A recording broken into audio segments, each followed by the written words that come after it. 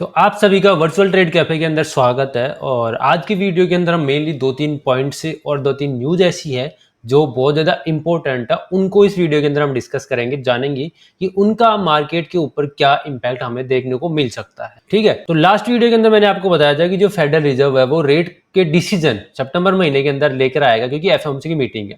अब एफओएमसी की मीटिंग के जो प्रेडिक्शन पॉली मार्केट के ऊपर हमें देखने को मिल रहे थे, वो देखने को मिल रहे थे कि लगभग 25 बीपीएस के साथ में रेट इंक्रीज हो सकता। अब उसकी जो परसेंटेज थी या पॉसिबिलिटी थी वो लगभग 68% या 70% के आसपास देखने को मिल रही थी, लेकिन आज वो डिक्रीज हो गई है और लगभग 41% के आसपास या फिर 50 से नीचे देखने को मिल रही है। यानी जो रेट हाइक की पॉसिबिलिटी देखने को मिल रही थी सितंबर के महीने के अंदर, जो एफएमसी मीटिंग होने वाली थी उसके अंदर, वो पॉसिबिलिटी अभी हमें डिक्रीज होती हुई देखने को मिल रही है। क्यों देखने को मिल रही है?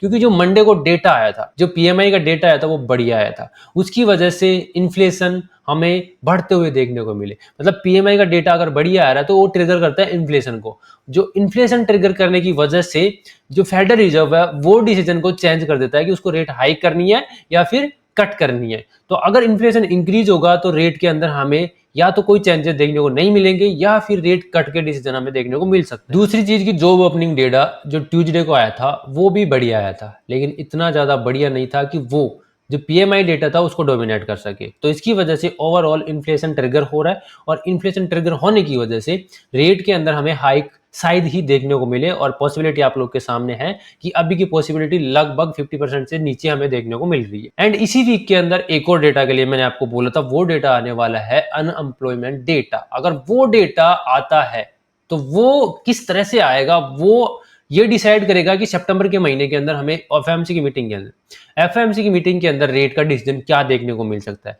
अभी का डेटा हमें थोड़ा न्यूट्रल सा देखने को मिल रहा है, लेकिन उस डेटा के बाद में हमें क्लियरली पता लग जाएगा कि हाँ, अभी रेट का डिसीजन हमें किस तरफ जाता हुआ देखने को मिल सकता है, पॉसिबिलिटी क्या देखने को। एंड दूसरी न्यूज की बात करें तो वो है टैरिफ को लेकर। अब आपको पता होगा क्रिप्टो मार्केट के अंदर टैरिफ की वजह से कितना बड़ा क्रैश देखने को मिला था, और वही टैरिफ जो हम इलीगल बता रहे थे, जिसकी वजह से क्रिप्टो मार्केट के अंदर इतना बड़ा क्रैश देखने को मिला था, सुप्रीम कोर्ट ने हाल ही में उस टैरिफ को इलीगल बताते हुए अभी ये डिसीजन लिया है कि जो ट्रंप है वो लगभग अपना 100 बिलियन का जो टैरिफ रेवेन्यू जनरेट किया था उसको वापस से रिफंड करेगा। अगर ये रिफंड होता है तो यानी मार्केट में पैसा आएगा, और पैसा आएगा तो वो क्रिप्टो मार्केट के लिए या फिर स्टॉक मार्केट के लिए, गोल्ड सिल्वर के लिए, सबके लिए बुलिश न्यूज होने वाली है। तो यहाँ पर दो कॉन्फ्लिक्ट हमें देखने को मिल रहे हैं कि जो रेट हाइक की पॉसिबिलिटी थी वो डिक्रीज होती हुई देखने को मिल रही है।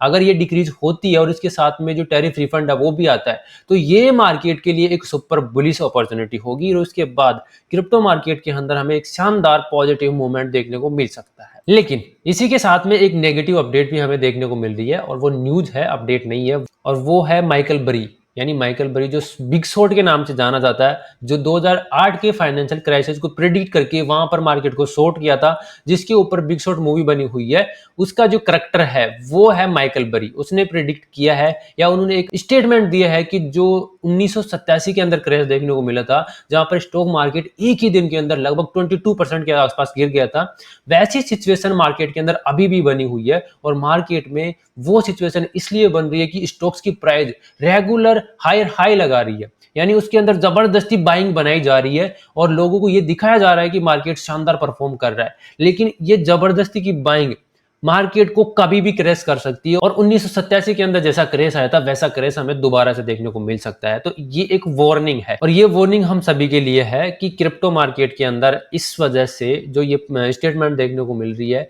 जिस वजह से स्टॉक मार्केट के अंदर प्राइस हाई हाई लगाती हुई देखने को मिल रही है, वैसी सिचुएशन बनने के बाद में मार्केट में एक बड़ा क्रैश हमें देखने को मिल सकता है। तो उसकी प्रिपरेशन करना हमारे लिए बहुत ज्यादा जरूरी है। ठीक है, समझ गए। एंड अब फाइनल देख लेते हैं बिटकॉइन का टेक्निकल्स क्या है। बिटकॉइन एक राइजिंग वेज के अंदर था, उसका रीटेस्ट करके, मतलब उसका ब्रेकडाउन करके रीटेस्ट किया था। रीटेस्ट के बाद में वापस से उसने राइजिंग वेज के अंदर आने का ट्राई किया है, लेकिन मैक्सिमम पॉसिबिलिटी मैं आपको बता दूं मेरे अकॉर्डिंग, ये एक फिबोनाची इसके ऊपर लगा हुआ है चार्ट के ऊपर। तो फिबोनाची के अकॉर्डिंग जब भी प्राइस उसके 0.5 से लेकर 0.618 रेशियो के बीच में आती है, तो वहां से एक गुड रिवर्सल के चांसेस देखने को मिलते हैं, परफेक्ट रिवर्सल वहां से हमें देखने को मिल सकता है। तो अभी तक जो प्राइस है उस जोन के बीच में नहीं आई है। हालांकि 0.5 के आसपास आके गई है, लेकिन ओवरऑल अगर हम देखें तो मार्केट में लिक्विडिटी अभी भी स्वीप नहीं हुई है। तो मार्केट का मेन काम होता है कि वो लिक्विडिटी लेकर जाए। तो बिटकॉइन ने अभी तक लिक्विडिटी स्वीप नहीं की है। वो लिक्विडिटी स्वीप हमारे पास में हो सकती है $61,000 से लेकर $60,000 के आसपास की।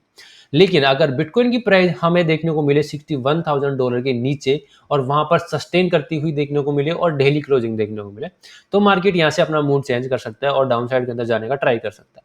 लेकिन अभी फिलहाल ओवरऑल मार्केट बुलिश है और यहाँ पर इस स्वीपिंग के बाद में हमें मार्केट के अंदर जो रियल मूवमेंट है वो देखने को मिल सकता है। अब आपकी रिसर्च के अकॉर्डिंग आपको क्या लगता है, कमेंट करके बताओ। मेरी रिसर्च आपको कैसी लगी वो भी जरूर से बताएं। चलो मिलते हैं नेक्स्ट वीडियो में।